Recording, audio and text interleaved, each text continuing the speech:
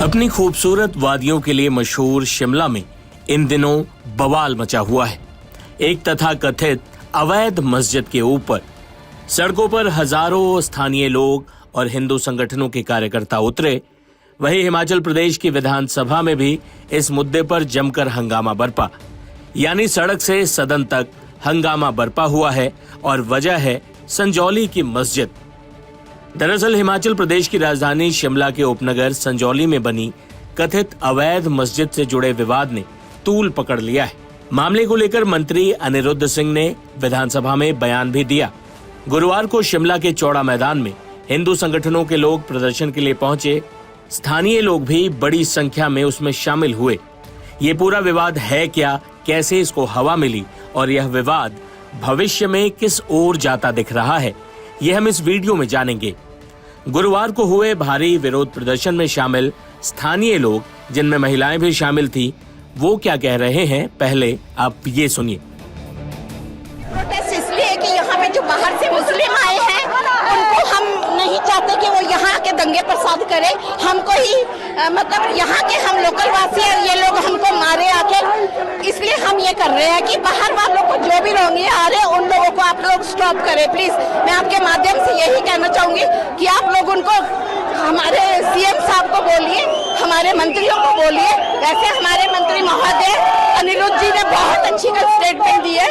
हम चाहते हैं कि हमारे सीएम साहब को ही एक्शन ले और ये जो अवैध मस्जिद बनी है उसको तोड़ाया जाए। यह विवाद शुरू कैसे हुआ, अब इस पर आते हैं। दरअसल शिमला के मल्याणा क्षेत्र में 37 साल के विक्रम सिंह के साथ कुछ लोगों ने मारपीट की। झगड़े में विक्रम सिंह के सिर में गंभीर चोटें आईं और उन्हें 14 टांके लगे। शिमला पुलिस ने मामले की गंभीरता को देखते हुए तुरंत कार्रवाई की और आरोपियों को दबोचा। आरोपियों में 2 नाबालिग थे। शिमला पुलिस के मुताबिक मारपीट के इस मामले में 6 आरोपियों की पहचान की गई, जिनके नाम 32 साल के गुलनवाज, सारिक 20 साल, सैफ अली 23 साल, रोहित 23 साल, रेहान 17 साल और समीर 17 साल इस रूप में हुई।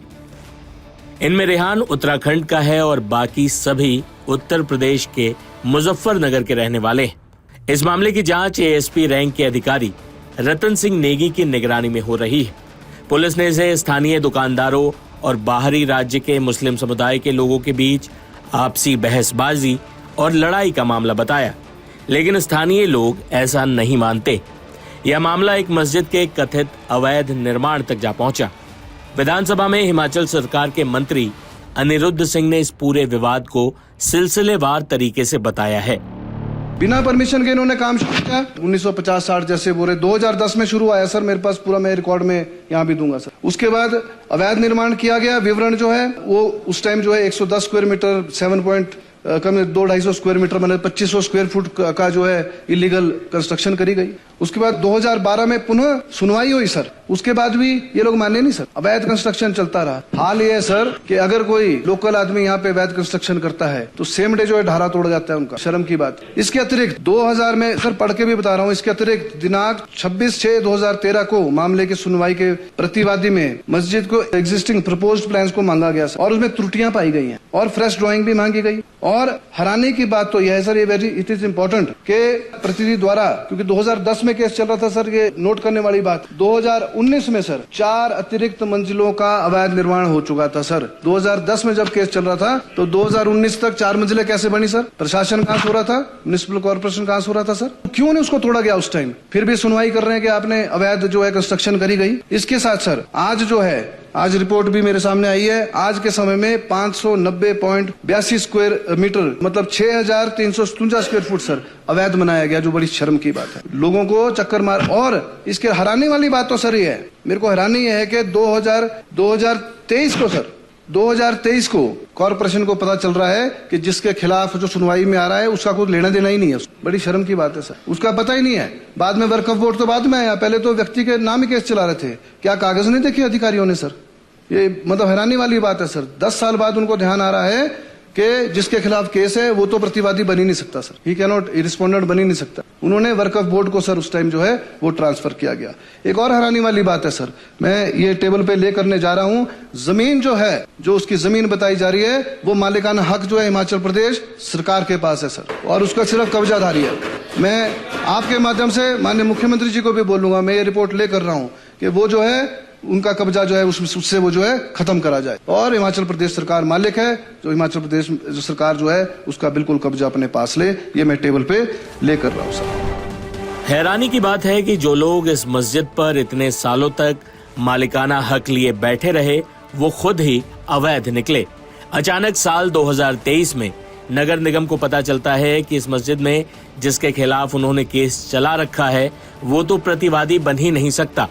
अब इस केस को वक्फ बोर्ड को ट्रांसफर किया गया है।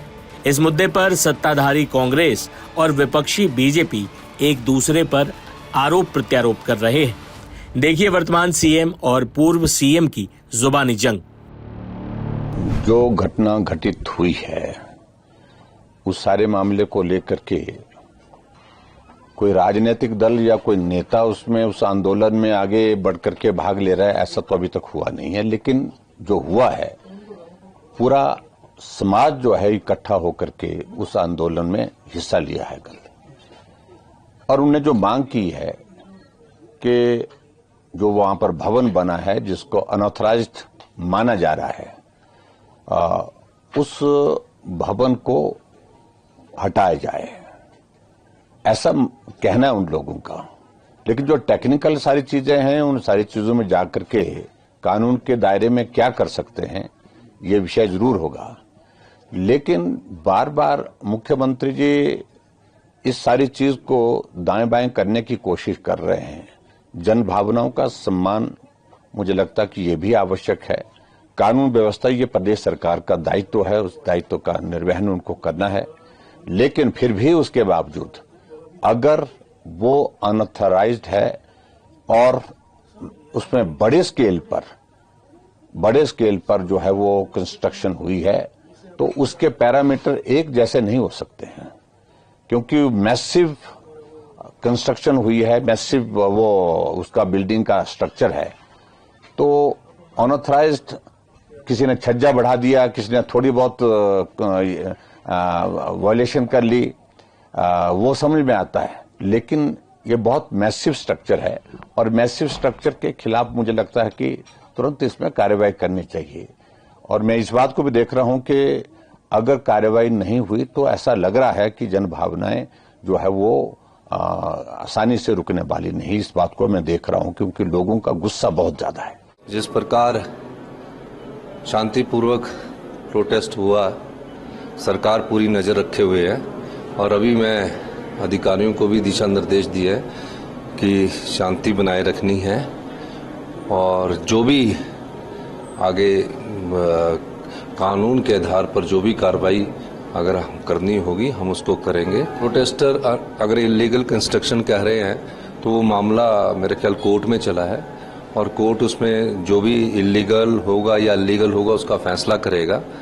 लेकिन हमारा दायित्व जो है वो समुदायों के बीच शांति बनाए रखने का, और मुझे खुशी है कि इस प्रकार का कोई माहौल बिगाड़ने की कोशिश नहीं की।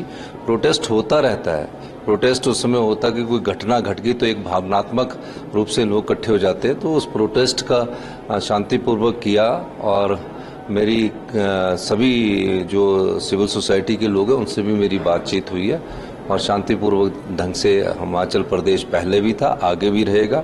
और यही हमारी सबसे बड़ी विशेषता है हिमाचल प्रदेश की कि यहाँ सौहार्द हमेशा बना रहता है। अब इस मामले में शनिवार को नगर निगम के आयुक्त के पास सुनवाई होनी है। नगर निगम के आयुक्त भूपेंद्र अत्री हैं। अब सभी की नजरें इसी मामले पर टिकी हुई है। राज्य सरकार भी इस मामले में अपनी फजीहत नहीं कराना चाहती, क्योंकि मुद्दा राष्ट्रीय स्तर पर उछल चुका है।